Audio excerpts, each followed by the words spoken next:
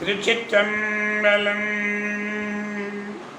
அன்னம்பாலிக்கும் தில்லைச்சிற்றம்பலத்திலே அருள் நடனம் ஆடிக்கொண்டிருக்கிற நம்பெருமான் சிவபெருமான் கூத்தப் பெருமான் அருள்மிகு சிவகாம சுந்தரியுடன் அவர் நடராஜ பெருமானுடைய திருவருளையும், மாப்பிள்ளை குப்பம் அருள்மிகு காமாட்சி உடனவர் கைலாசநாதருடைய திருவருளையும், திருமூலருடைய குருவருளையும், அடியார் பெருமக்களாகிய உங்களுடைய அன்புரைகளையும் வாழ்த்துரைகளையும் துணையாக கொண்டு அடியேன் நன்னிலம் ராமசாமி இன்று திருமூல திருமந்திரத்தினை தொடருகின்றேன்.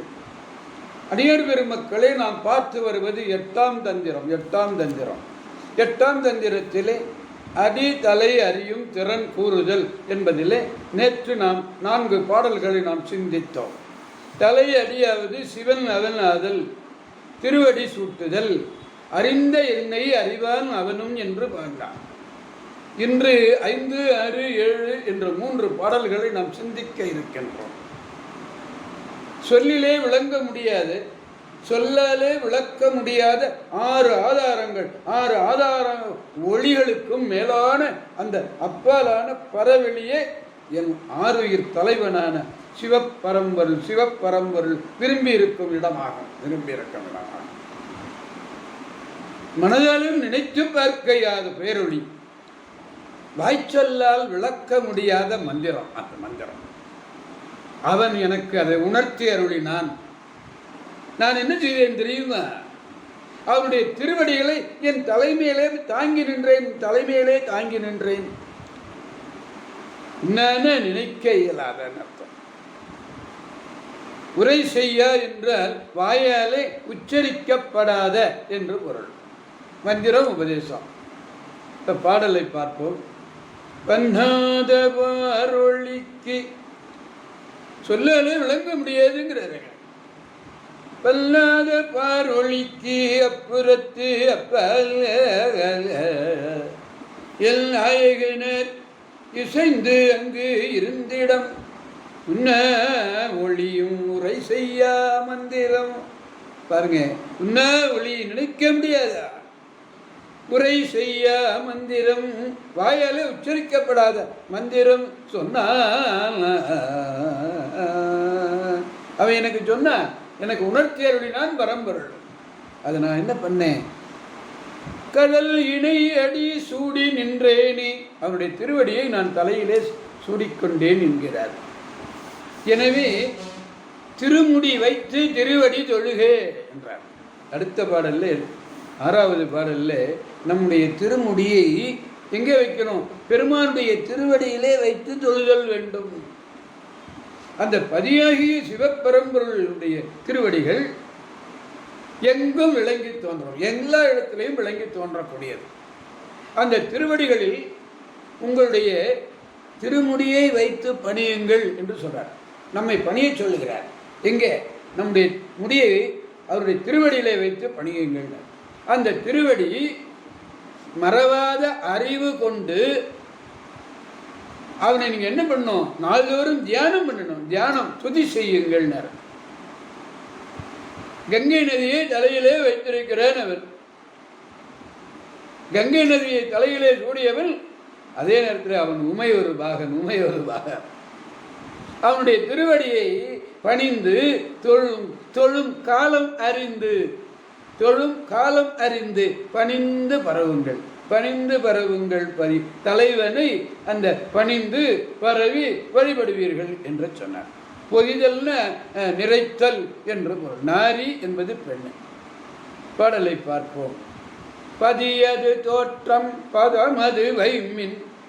என்ன அருமையா சொல்றாரு பாருங்க. பதியது தோற்றம் பதமது வைமின் மதியது செய்து மலர்ப்பதம் ஓதும். நதிபதியும் ஜடை நாரிவர் பாகன் கரி செய்யும் காலங்கள் கண்டு கொள்ளீரே. அப்படி வணங்கினால், பெருமானை பரம்பொருளை வணங்கினால், பணிந்து வணங்கினால், நம்முடைய திருமுடியை அவருடைய திருவடியிலே வைத்து வணங்கினால் அவன் என்ன செய்வான் என்ற தன் அருளை நமக்கு தந்து அவன் நம்மை தாங்கிக் கொள்வான், நம்மை தாங்கிக் கொள்வான். இறைவனுடைய திருவடிகளை இடைவிடாது போவாது யாரொருவர் நினைந்திருக்கிறார்களோ அவர்களுடைய நெஞ்சிலே நிலைத்திருப்பவன் யார்? பெருமான். நினைப்பவர் மனமே கோயிலாக கொண்டவன் இல்லையா அவர். அதனால நெஞ்சை இடமாக கொண்டு அவனும் அவர்களை விட்டு நீங்காது அவர் உள்ளத்திலேயே தங்கியிருப்பான், அவருடைய உள்ளத்திலேயே குடியிருப்பான். கூடிய நெஞ்சத்து கோயிலாக கொள்வான் அவன். அவன் தேவதேவன், தேவதேவனாகிய சிவபெருமான். அவனை மனதால் நினையாதவர்கள் இருக்கிறார்களே அவர்களை வெறுத்து விளக்குவான், வெறுத்து விளக்குவான், கரித்து விளக்குவான். பக்குவ நிலை அடைந்தவர்களை, நல்ல பக்குவ நிலையை அடைந்தவர்களை இந்த பரம்பொருள் என்ன செய்வான்? பாதுகாப்பான், பாதுகாத்து தாங்கி நிற்பான், தாங்கி நிற்பான். தரித்துன தங்கி. பரிபாகம், பரிபாகம்னு என்ன? பக்குவம். மலபரிபாகம் சொல்றோம் இல்லையா? பரிபாகம்னா பக்குவம். பாடலை நாம் பார்ப்போம். தரித்து நின்றான் அடி தன்னிட நெஞ்சில், தரித்து நின்றான் அடி தன் இட நெஞ்சில், தரித்து நின்றான் அமராபதி நாதன், கரித்து நின்றான், கரித்து நின்றான் கருதாதவர் சிந்தை, பறித்து நின்றான் பரிபாகத்தானி, பறித்து நின்ற அப்பரிபாகத்தானி.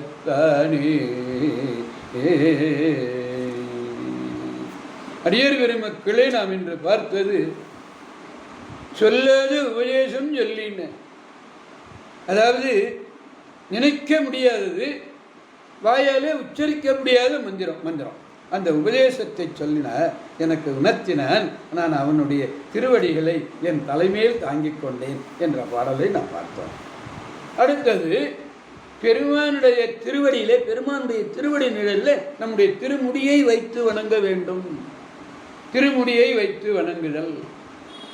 அப்படி முடியை வைத்து வணங்கினால், அவனுடைய திருவடியிலே வைத்து வணங்கினால் பெருமான் என்ன செய்வார்னா தன்னுடைய அருளை நமக்கு தருவார். தன்னுடைய அருளை நமக்கு தந்து என்ன பண்ணியிருப்பாரா? அவர் நம்முடைய உள்ளத்திலே வந்து தங்கி இருந்து நம்மை காப்பாற்றி கொண்டே இருப்பார்.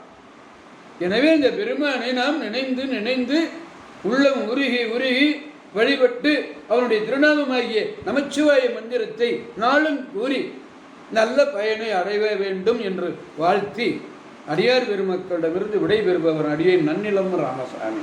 காவாய் கனகத் திரளே போற்றி, கைலை மலையானே போற்றி போற்றி, சிவா திருச்சிற்றம்பலம். மீண்டும் நாளை சந்திப்போம் அடியார் பெருமக்களை. திருச்சிற்றம்பலம். ஓம் நமச்சிவாய.